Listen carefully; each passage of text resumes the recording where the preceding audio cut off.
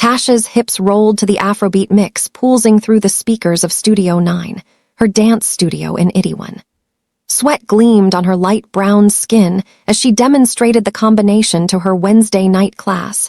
12 women of various ages and nationalities who'd paid good money to learn how to move like her. "Feel it here," she called out, hand on her lower belly. "The movement starts in your core, not your hips. Your hips are just expressing what your center is already doing." She'd been running Afro-fusion dance classes in Seoul for 2 years now, ever since she'd arrived from Detroit on a whim and a prayer. The classes had started small, just her and 3 curious Korean women in a rented corner of a gym. Now she had her own space, a growing reputation, and enough students to almost cover her expenses. Almost. The rent on the studio was bleeding her dry, and her landlord had made it clear. Pay in full by the end of the month or get out. Tasha was short by 3 million won, and she had 5 days. "Beautiful, ladies. Same time Friday." She dismissed the class with a smile that didn't reach her eyes. After everyone left, she sat on the studio floor and pulled up her banking app. The numbers hadn't magically changed. She'd already sold her laptop, her good jewelry, everything that wasn't essential. The only thing left was to close the studio, find a cheaper space, start over. Again. At 45, she was tired of starting over. Her phone buzzed with a message from Crystal, her only real friend in Seoul, a Black American woman who worked in import-export, though Tasha suspected the quotes were doing heavy lifting. "Girl, come to Velvet tonight. I know you're stressed. Dancing is free and I'm buying drinks." Tasha stared at the message. She should go home to her tiny office stall, meal prep, figure out her finances. Instead, she texted back, "What time?" Velvet was packed when Tasha arrived just after 11. Crystal grabbed her immediately, pressing a cocktail into her hand. "You look like you need this more than church," Crystal said. "I need a miracle more than this," Tasha muttered, but she drank anyway. The DJ was playing a mix that moved from K-pop to hip-hop to Afrobeats, and despite everything, Tasha felt her body responding. This was why she'd left Detroit, not for stability or safety, but for this. The feeling of her body moving, of being alive in a way that spreadsheets and sensible choices had never made her feel. She'd spent 20 years as a corporate accountant, climbing the ladder, doing everything right. Then her marriage had fallen apart, her mother had passed, and Tasha had looked around at her life and realized she was living someone else's dream. So she'd cashed out her 401k, taken the penalty, and bought a ticket to Seoul because a YouTube video of a Seoul dance crew had made her cry at 3 in the morning. Everyone thought she'd lost her mind. Maybe she had. But when she hit the dance floor at Velvet, she didn't care. The music shifted to a track with a heavy bass line and African drums, and Tasha let go. Her body rolled and dipped, her movements fluid and powerful. She wasn't performing, she was feeling. Every stressed thought, every worried calculation, every moment of doubt poured out through her fingertips and the roll of her spine.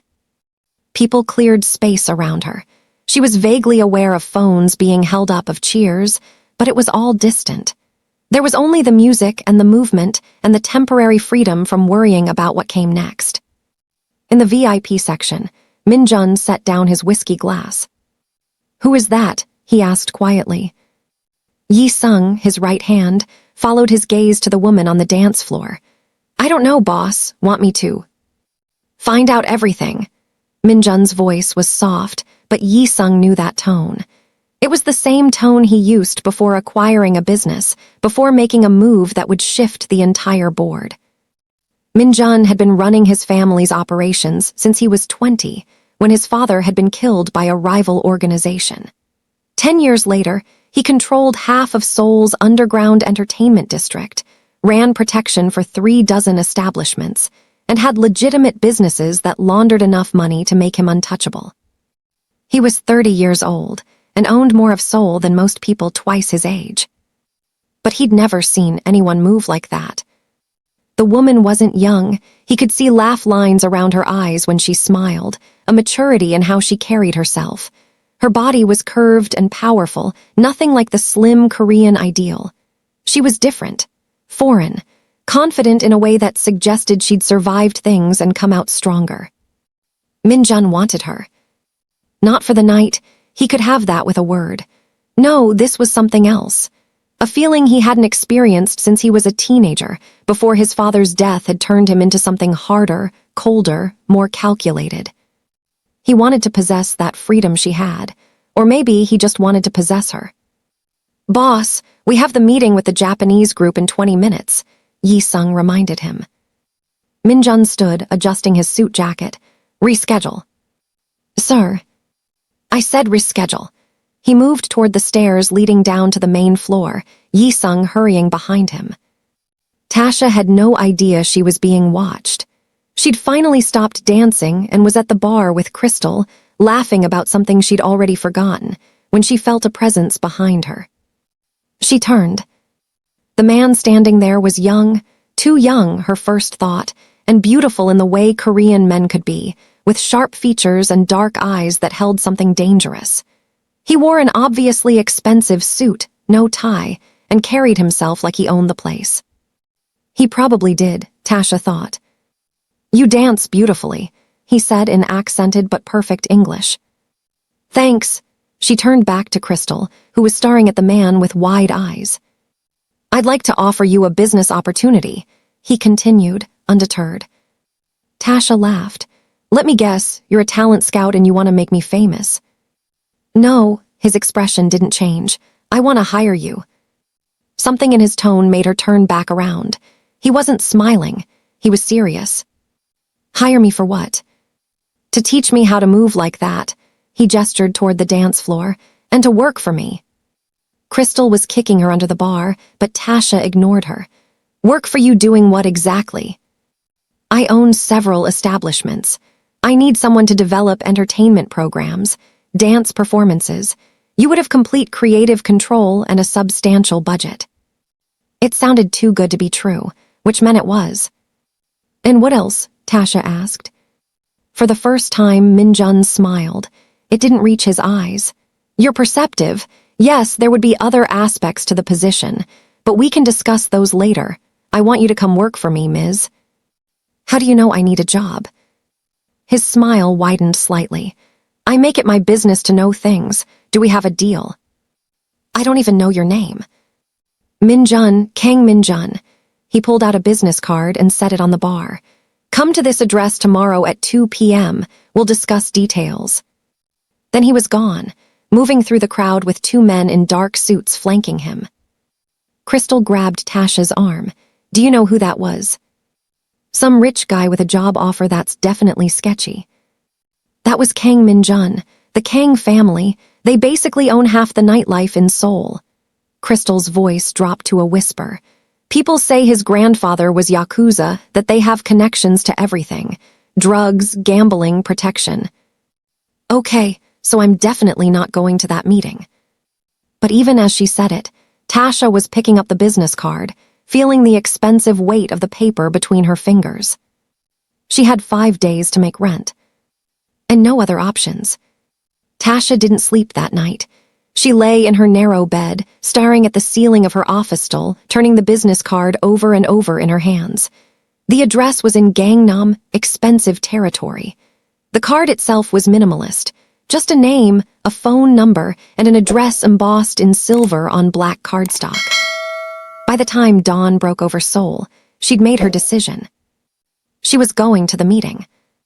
Not because she was naive enough to think this was a legitimate job offer, but because she was desperate enough to at least hear what Kang Min-jun really wanted.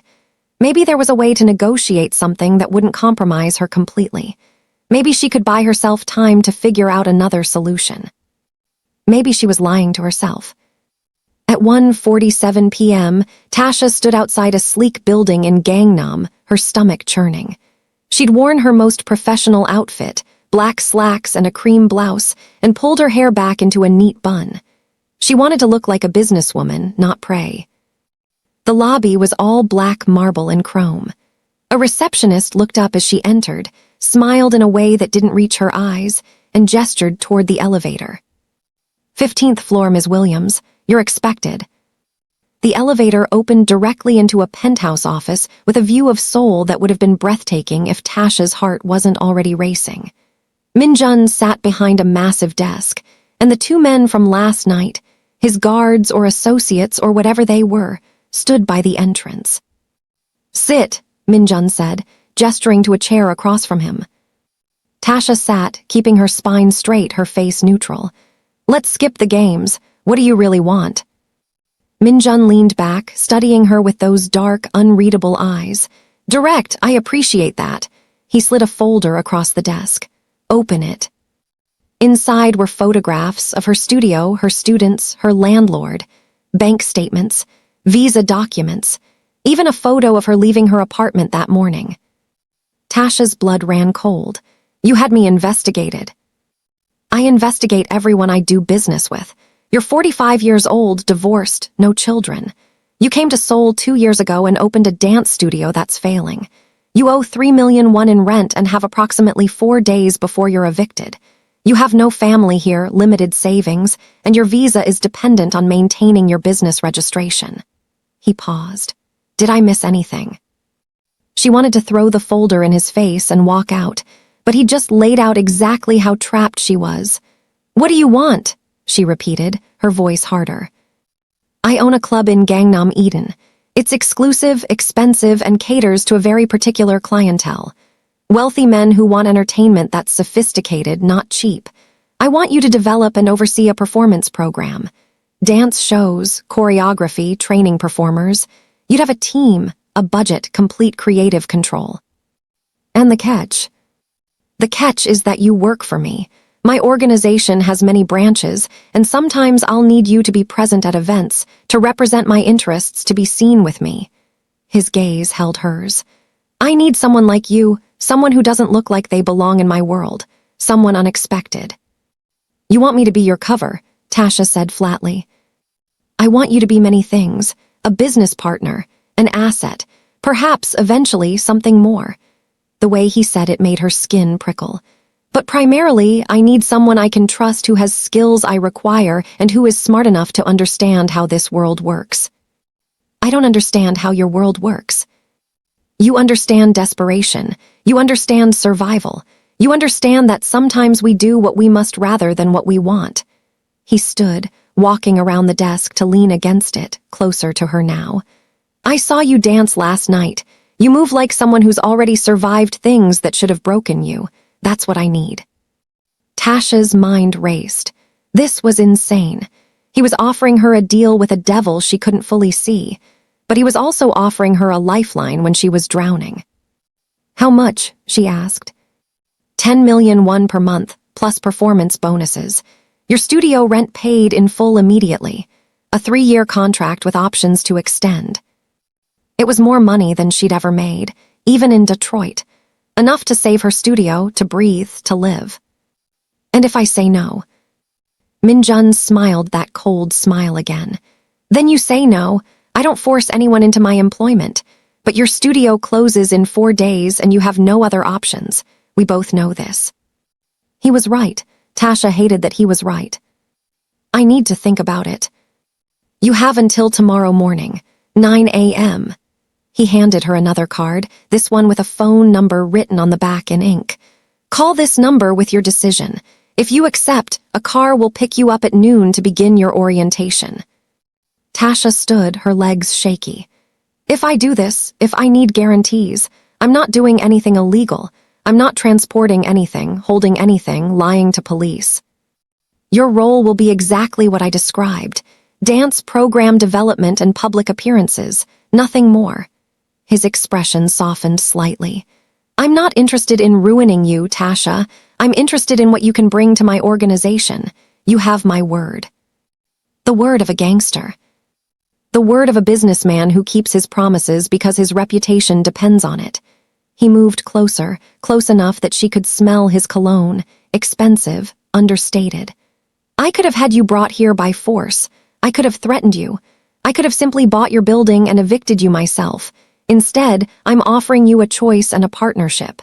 That should tell you something about how I operate." It did tell her something.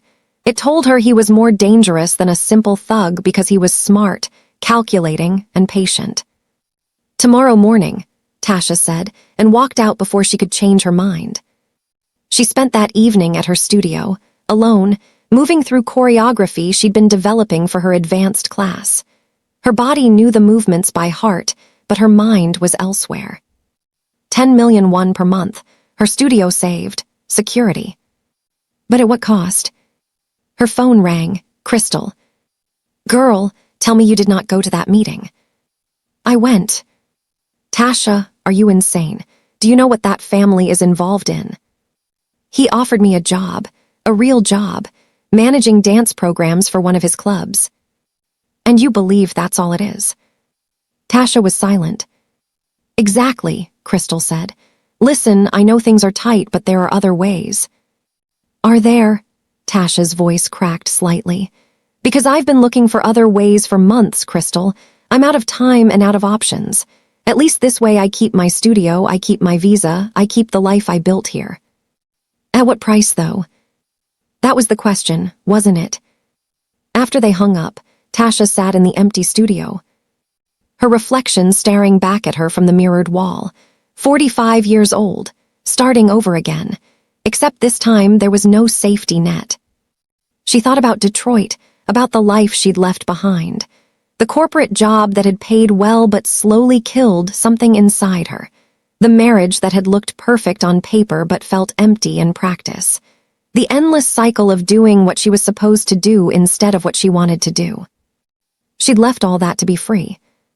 But freedom, she was learning, was expensive in ways she hadn't anticipated.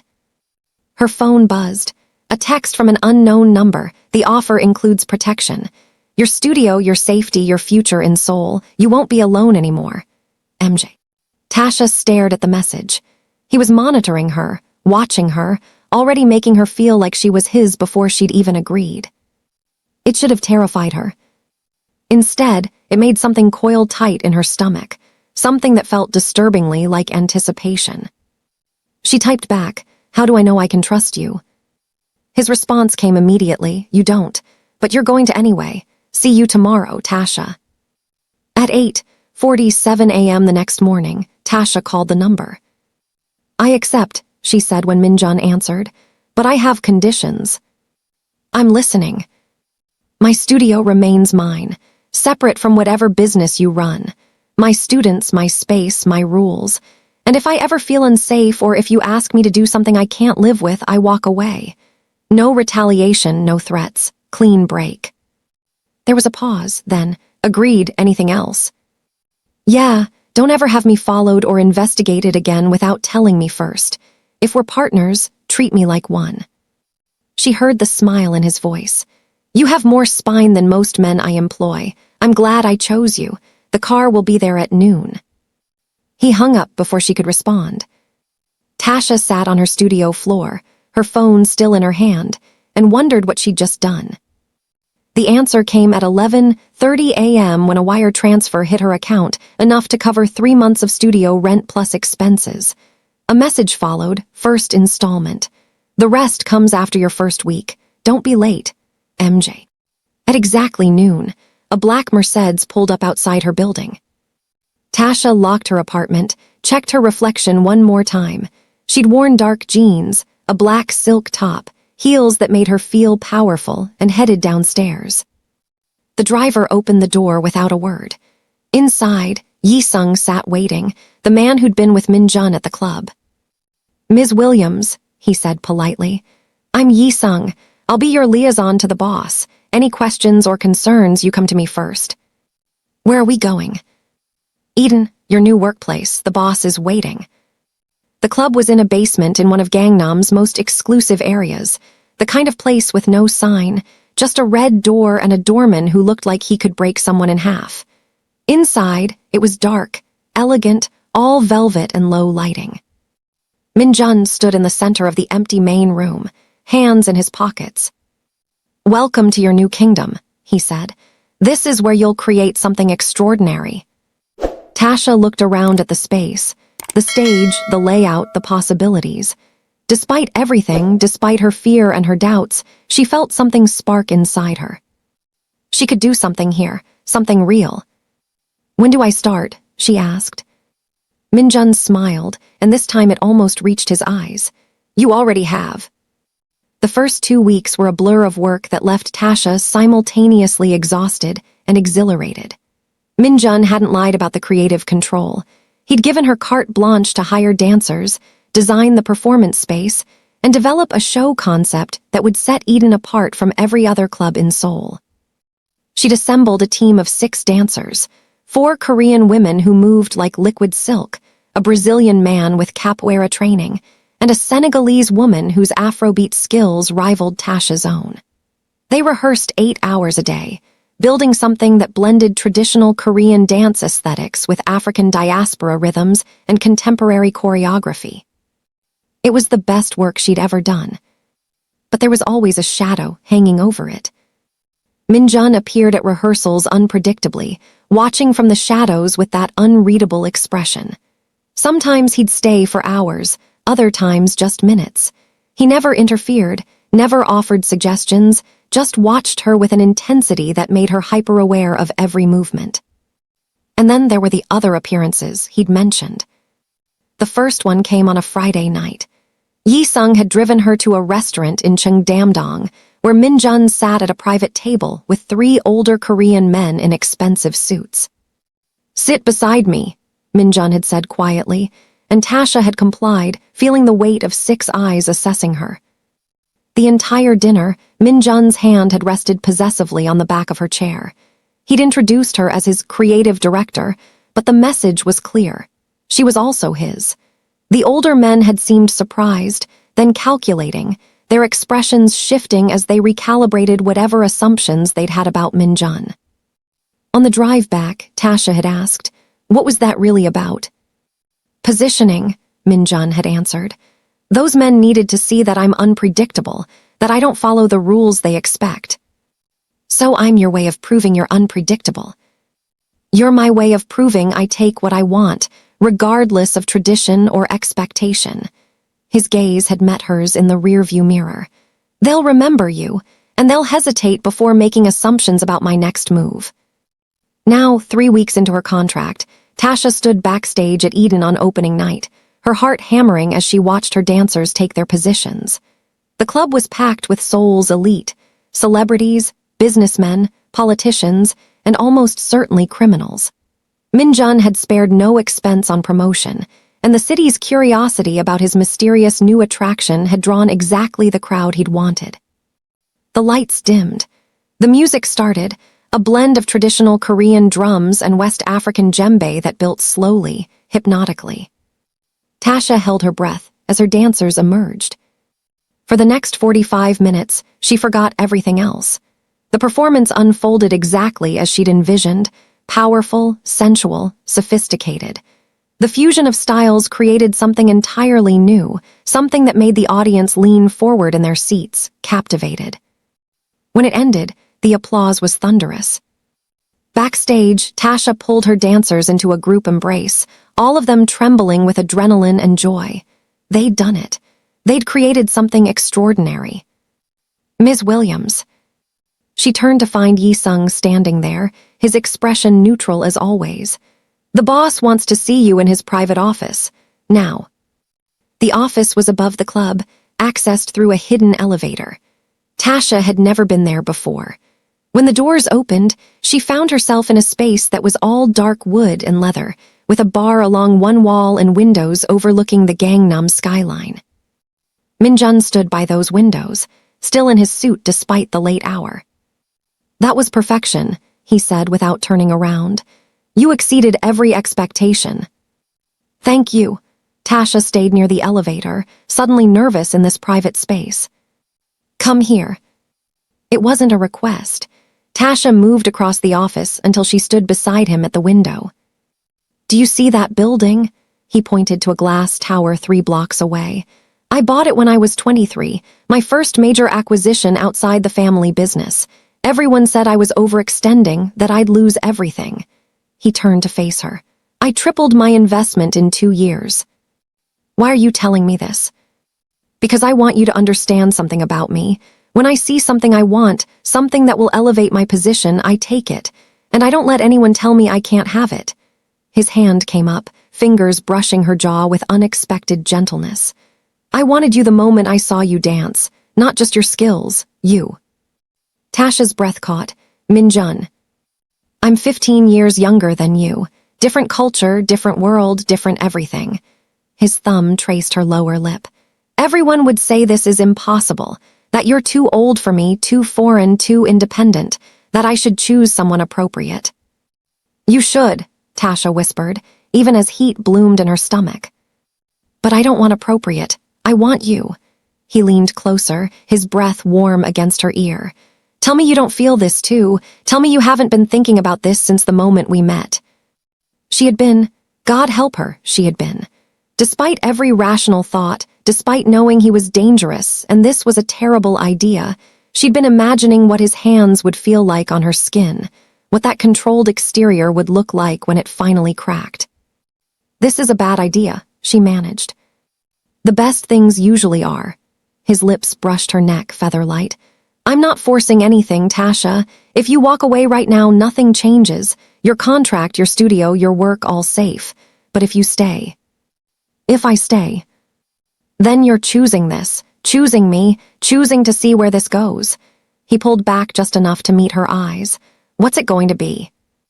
Every survival instinct screamed at her to leave. This was her boss, a criminal, someone who could destroy her life with a word. Getting involved with him would complicate everything, put her in danger, cross every professional boundary. But when had she ever chosen the safe option? Tasha's hand came up, fingers curling into his shirt, and she pulled him down to her. The kiss was explosive. All the tension that had been building for weeks ignited at once.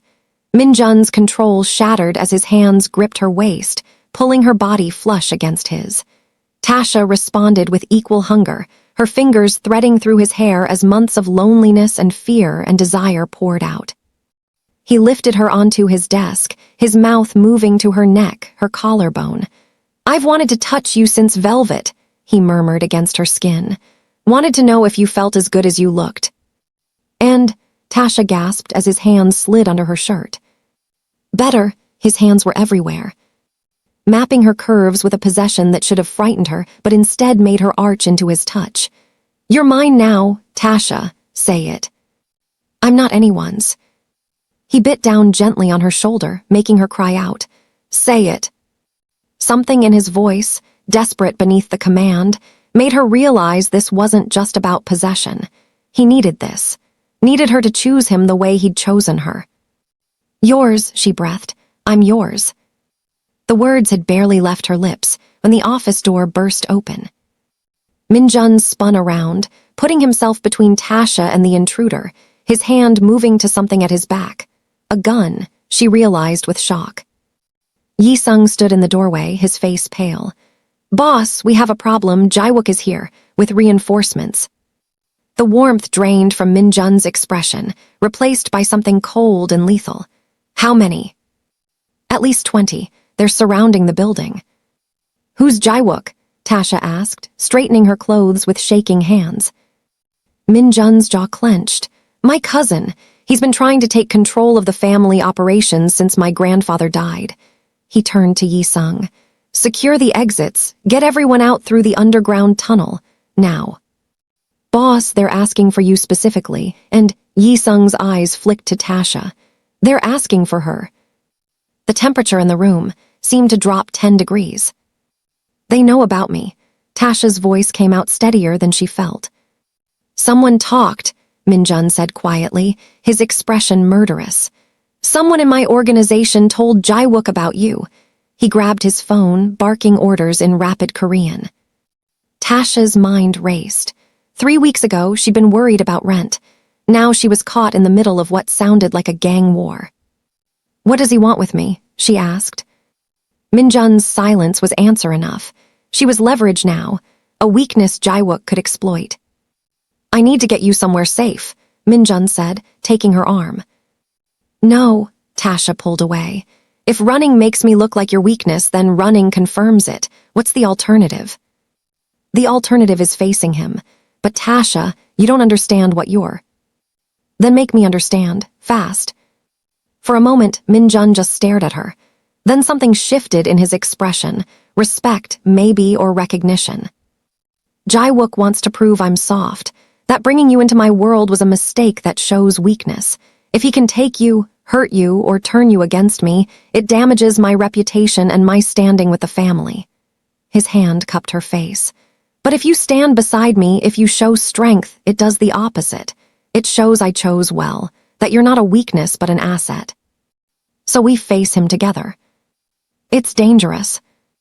Everything about you is dangerous. Tasha's heart was pounding, but her voice was steady. I'm not running, not from you, not from this. I made my choice when I kissed you. Min-jun's phone buzzed. He glanced at it, his expression darkening. He's given us 5 minutes to come downstairs or he starts killing staff. Then we'd better not keep him waiting. As they moved toward the elevator, Min-jun caught her hand. Tasha, if this goes wrong. It won't. She had no idea if that was true, but she squeezed his hand anyway. We've got this. The elevator doors closed, and Tasha caught their reflection in the polished metal. A Korean gangster and a 45-year-old black dancer from Detroit, heading toward a confrontation that could end with both of them dead. She should be terrified. Instead, she felt alive in a way she'd never experienced before. The elevator descended, and Tasha straightened her spine, lifted her chin, and prepared to face whatever came next. Because she'd learned something important over the past 3 weeks. She hadn't come to Seoul to play it safe. She'd come to finally, truly live. And if that meant standing beside a dangerous man and facing his enemies, then so be it. The elevator doors opened onto chaos, and Jae-wook's cold smile. Cousin, he said in accented English, his eyes on Tasha. I see the rumors are true, how fascinating. Min-jun's hand tightened on Tasha's, his voice deadly calm. You have 30 seconds to leave my club before I make you regret ever speaking my name. Jae-wook laughed, and behind him, 20 men moved into position. Oh, I don't think so, Jae-wook said, pulling out a gun. I think the one who's going to regret tonight is you.